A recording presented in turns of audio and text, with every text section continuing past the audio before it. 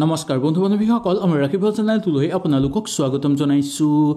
আজি মই আপোনালোকৰ কাৰণে লৈ আহিছোঁ কুম্ভ ৰাশি জাতক জাতিকাসকলৰ নৱেম্বৰ মাহৰ সম্পূৰ্ণ ৰাশিফল শীতান্তু 1 নৱেম্বৰৰ পৰা 30 নৱেম্বৰলৈকে আপোনালোকৰ দিন কেনেধৰণে পাৰ হ'ব, কি সুযোগ সুবিধা আপোনালোকে লাভ কৰিব পাৰিব, ঘৰলৈ আহিব আপোনালোকৰ প্ৰচুৰ পৰিমাণে অৰ্থ, কৰ্ম জীৱনত পাব আপোনালোকে সফলতা। আহক বেছি দেৰি নকৰি সুন্দৰভাৱে জানি লওঁ।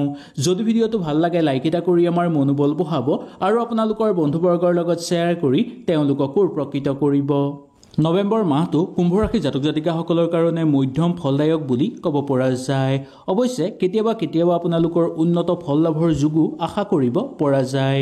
কেতিয়াবা আপোনালোকৰ স্বাস্থ্য দুৰ্বল হৈ পৰাৰো সম্ভাৱনা দেখিবলৈ পোৱা যাব পাৰে। কেৰিয়াৰৰ দৃষ্টিকোণৰ পৰা চাবলৈ গ'লে কেৰিয়াৰত আপোনালোকৰ উত্থান পতন থাকিব পাৰে আৰু কেতিয়াবা অনুকূল স্থিতি হৈ পৰিব পৰাৰো সম্ভাৱনা দেখিবলৈ পোৱা যাব। হঠাৎ মংগলৰ স্থান পৰিৱৰ্তন ঘটিব, যাৰ ফলত এনে যুগ আপোনালোকৰ দেখিবলৈ পোৱা যাব পাৰে। গতিকে কৰ্মক্ষেত্ৰত মোটামুটি আপোনালোকৰ ভালেই বুলি ক'ব পৰা যায়।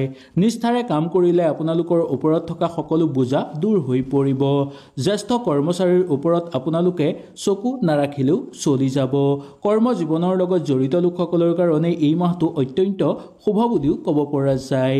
কেতিয়াবা আপোনালোকৰ হাতলৈ বহু ভাল সুযোগ সুবিধা নামি আহিব। শিক্ষাৰ ক্ষেত্ৰত এই মাহটো মোটামুটি ভাল ফল দিব। বৃত্তিৰ ক্ষেত্ৰত আপোনালোকৰ শিক্ষা কৰি থকা লোকসকলৰ কাৰণে মধ্যম ফলাফলৰ যোগ দেখিবলৈ পোৱা যাব। শিক্ষাৰ্থীসকলৰ ওপৰত বুধ আৰু শুক্ৰৰ শুভ প্ৰভাৱ পৰিবলৈ গৈ আছে, যাৰ ফলত প্ৰতিযোগিতামূলক লগত জড়িত লোকসকলৰ কাৰণে ভাল প্ৰভাৱ পৰিবলৈ ধৰিব। পাৰিবাৰিক জীৱনৰ ক্ষেত্ৰত মধ্যম উন্নতিৰ ফল আশা কৰিব পৰা যায়। সৰু সুৰা বিনিয়োগৰ ক্ষেত্ৰত আপোনালোকৰ ইমান সমস্যা দেখিবলৈ পোৱা নাযাব। প্ৰেম আৰু বৈবাহিক জীৱনৰ ক্ষেত্ৰত আপোনালোকৰ যথেষ্ট ভাল ফল দেখিবলৈ পাব। বৈবাহিক জীৱনৰ লগত জড়িত লোকসকলৰ কাৰণে এই মাহটো শুভ হিচাপে পাৰ হোৱা দেখিবলৈ পোৱা যাব। এই নৱেম্বৰ মাহটো আপোনালোকৰ কৰ্মত মনোনিৱেশ কৰিব লাগিব। লগতে কৰ্মত মনোনিৱেশ কৰিলে আপোনালোকৰ আৰু অধিক উন্নত ফল লাভ কৰিব পাৰিব। প্ৰেমৰ জীৱনত আপোনালোকে প্ৰেমত সময় দিবলৈ চেষ্টা কৰিব লাগিব। ব্যক্তিগত ক্ষেত্ৰত আপোনালোকে অনুকূল প্ৰভাৱ লাভ কৰিব পাৰিব। জীৱনৰ ক্ষেত্ৰত আপোনালোকৰ অনুকূল বৃদ্ধি পাবলৈ ধৰা দেখিবলৈ পোৱা যাব। পৰস্পৰৰ মাজত সৰু সুৰা হাই কাজিয়া থাকিলেও ইমান ডাঙৰ চিন্তাৰ কোনো কাৰণ নাই বুলি ক'ব পৰা যায়। বিবাদৰ পৰা অকণমান বাছি চলিবলৈ যিমান পাৰে চেষ্টা কৰিব। বিবাহ আদিৰ সৈতে জড়িত বা কথা বতৰা আলোচনা কৰি থকা লোকসকলৰ কাৰণে বিশেষ আপোনালোকে অকণমান সাৱধানতা অৱলম্বন কৰিব লাগিব। বিশেষ কোনো সমস্যাৰ কাৰণ নাই, কিন্তু যদিও তৃতীয় পক্ষৰ কোনো লোকে বিবাদ বিচ্ছেদ কৰিবলৈ চেষ্টা কৰিব পাৰে। দাম্পত্য জীৱনৰ ক্ষেত্ৰত আপোনালোকৰ শুভ হিচাপে পাৰ হ'ব, তথাপিও কিছু ক্ষেত্ৰত বা মাহৰ শেষৰ ফাললৈ সাৱধানতা অৱলম্বন কৰিব লাগিব। এই ক্ষেত্ৰত নিশ্চিত ফলাফল বুলিও ক'ব পৰা যায়। আৰ্থিক ক্ষেত্ৰত এই মাহটো আপোনালোকৰ কৰ্মত অধিক পৰিমাণে আয় বৃদ্ধি পাবলৈ ধৰিব। উপাৰ্জনৰ ক্ষেত্ৰত অনুকূল দেখিবলৈ পোৱা যাব। সঞ্চয়ৰ ক্ষেত্ৰতো এই মাহটো মধ্যম হিচাপে পাৰ হ'ব। অত্যাধুনিক আপোনালোকৰ আয় বৃদ্ধি পাবলৈ ধৰিব। স্বাস্থ্যজনীয় ক্ষেত্ৰত এই নৱেম্বৰ মাহটো আপোনালোকৰ মিশ্ৰিত ফলদায়ক হৈ পৰিব। কিছুমান ক্ষেত্ৰত আপোনালোকৰ দুৰ্বল হোৱাৰো প্ৰভাৱ দেখিবলৈ পোৱা যাব। দ্বিতীয় ভাগত শনি থকাৰ ফলত আপোনালোকৰ ওপৰত কিছু স্বাস্থ্যজনীয় সমস্যাই দেখা দিব পাৰে। সেই গতিকে খোৱা বোৱাৰ ক্ষেত্ৰত বিশেষ সাৱধানতা আপোনালোকে অৱলম্বন কৰি চলিব লাগিব। স্বাস্থ্য সম্পৰ্কীয় কিছুমান ক্ষেত্ৰত আপোনালোকে সতৰ্কতা অৱলম্বন কৰি চলিব। ঘৰত যদি কাৰোবাৰ স্বাস্থ্যৰ অৱনতি ঘটি আছে, তেনেহ'লে তেওঁলোকৰ স্বাস্থ্যৰ প্ৰতি বিশেষকৈ আপোনালোকে লক্ষ্য ৰাখিব লাগিব। কাৰণ তেওঁলোকৰ প্ৰতি যদি আপোনালোকে দায়বদ্ধ নহয়, তেনেহ'লে আপোনালোকৰ বহু বেছি ক্ষতিসাধন হোৱাৰ সম্ভাৱনা দেখিবলৈ পোৱা যাব পাৰে। ঘৰত যদি কিবা মাংগলিক অনুষ্ঠান অনুষ্ঠিত আপোনালোকে এই মাহত কৰিব বিচাৰে, তেনে ক্ষেত্ৰতো আপোনালোকে সুন্দৰভাৱে অনুষ্ঠিত কৰিব পাৰিব। ইয়াৰ পৰা ভাল ফল লাভ কৰিবলৈ আপোনালোকে সক্ষম হোৱা দেখিবলৈ পোৱা যাব। সামাজিক ক্ষেত্ৰত খ্যাতি বৃদ্ধি পাবলৈ ধৰিব। ৰাজহুৱা কামত ব্যস্ততা হৈ পৰাৰ যোগ দেখিবলৈ পোৱা যাব। একাংশ মানুহৰ কথা শুনি যাতে আপোনালোকে ভুল পথেৰে নাযায়, তাৰ প্ৰতি লক্ষ্য ৰাখিব। মাটি বাৰী কিনা বেচাৰ লগত জড়িত লোকসকলৰ কাৰণে ইমান বেয়া দেখিবলৈ পোৱা নাযাব। অৰ্থ ভালদৰে আপোনালোকে ব্যৱহাৰ কৰিবলৈ একমাত্ৰ চেষ্টা কৰিব। পাৰিবাৰিক জীৱনৰ ক্ষেত্ৰত আপোনালোকৰ সমস্যা সমাপ্ত হৈ পৰিবলৈ ধৰিব।